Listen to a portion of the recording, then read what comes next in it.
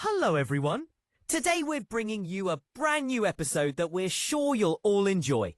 Don't forget to subscribe to the channel and turn on the notification bell so you never miss any new content, because we post a fresh and exciting episode every day.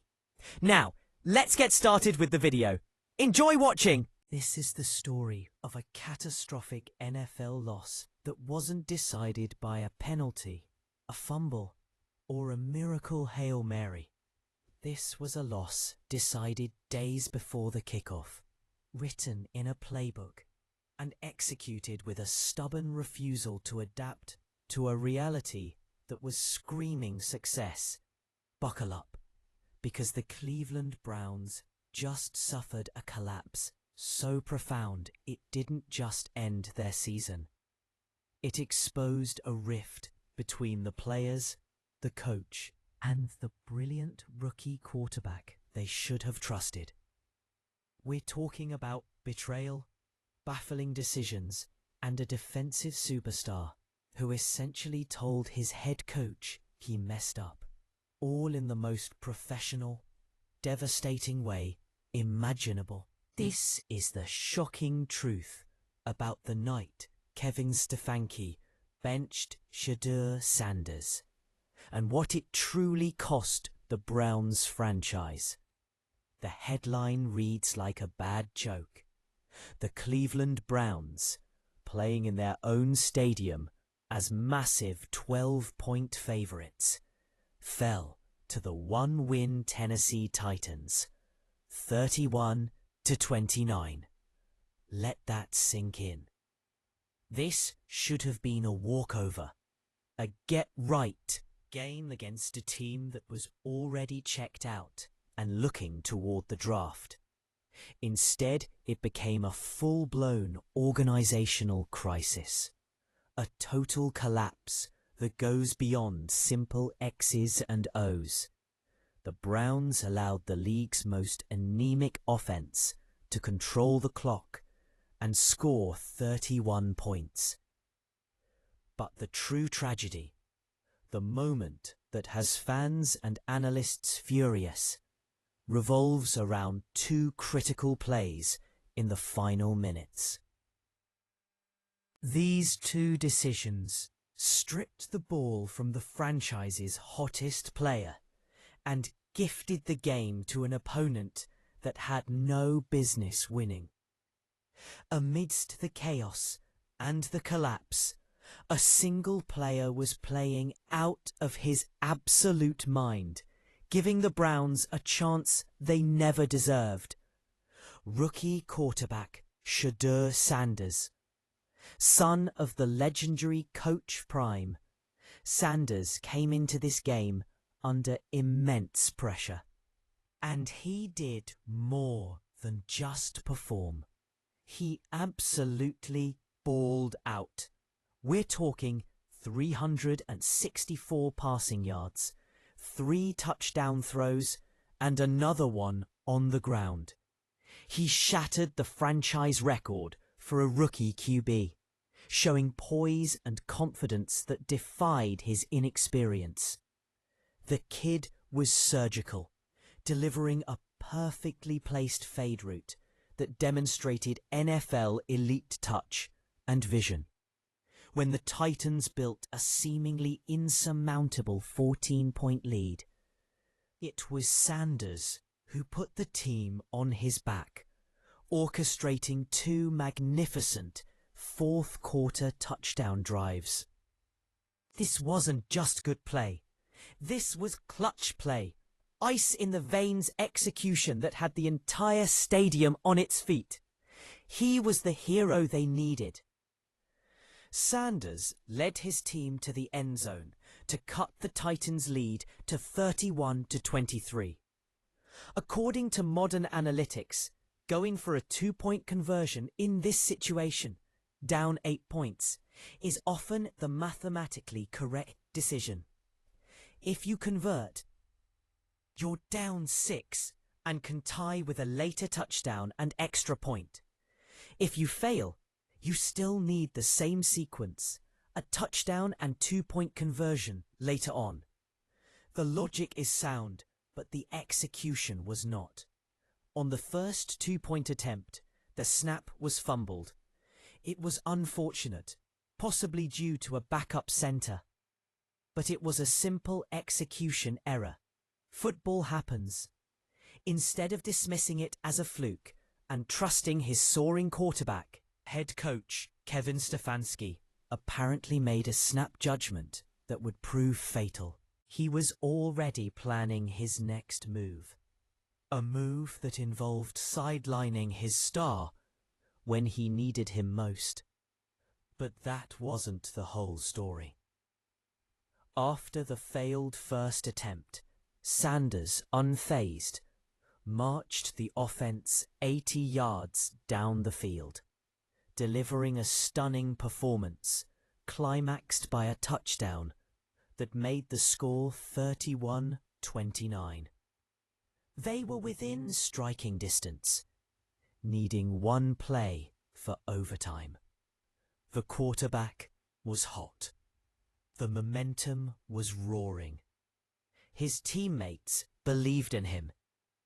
The obvious choice was to put the ball in the hands of the player who had just completed 9 of his last 10 passes under duress. But Stefanski made a decision that will forever haunt his career. He benched Shedeur Sanders for the game-tying 2-point conversion. Instead of running a quarterback sneak or a quick pass, Stefanski called a Wildcat formation, a gimmick play that immediately screamed overthinking. The snap went to a running back, who then attempted a halfback pass. The play was utterly blown up, gaining 0 yards and failing miserably. Game over. Season effectively over. And the quarterback who had carried the team was left standing helplessly on the sideline. Watching his coach's rigidity snatch defeat from the jaws of a historic comeback. The decision to pull the hot quarterback for a trick play was baffling enough, but what Stefanski exposed in his post-game press conference was truly astounding. When reporters pressed him on why he didn't use Sanders, Stefanski revealed the fatal flaw in his coaching philosophy. He claimed the first fumbled snap wasn't the reason. The real reason? He had already decided during the week of practice, before the game even started, that if they reached that point, they would run the Wildcat. Let that sink in. Stefanski ignored 60 minutes of real-time data, Sanders' elite performance, the team's momentum, and the quarterback's hot hand, because he was stubbornly sticking to a pre-written script. That is not coaching. That is an inflexible adherence to a plan. The kind of rigid thinking that sacrifices victory for a playbook entry. The question is, how can a coach ignore the on-field brilliance of his quarterback in the most critical moment just to follow a meal plan? The ensuing press conference from defensive superstar and team captain Myles Garrett offered a breathtaking contrast to his coach's deflection. Garrett, who just made history by becoming one of the fastest players to reach 100 career sacks, is far too savvy to directly throw Stefanski under the bus. But his words were a professional-grade grenade tossed directly at the coaching staff. When asked about Sanders' performance, Garrett's praise was lavish and pointed. He said the rookie came up big when they needed him, that he looked composed, and that he escaped out of some sacks, broke the pocket, and made some big-time plays. By repeatedly highlighting Sanders' poise, ability to perform under pressure, and growth, Garrett was sending a crystal-clear message. The player who was coming up big should have been on the field. When the face of your franchise uses his media platform to emphasize the QB's clutch ability immediately after a coaching error, it's a non-verbal indictment. The message to the organization was undeniable. There is a dangerous fracture in the locker room.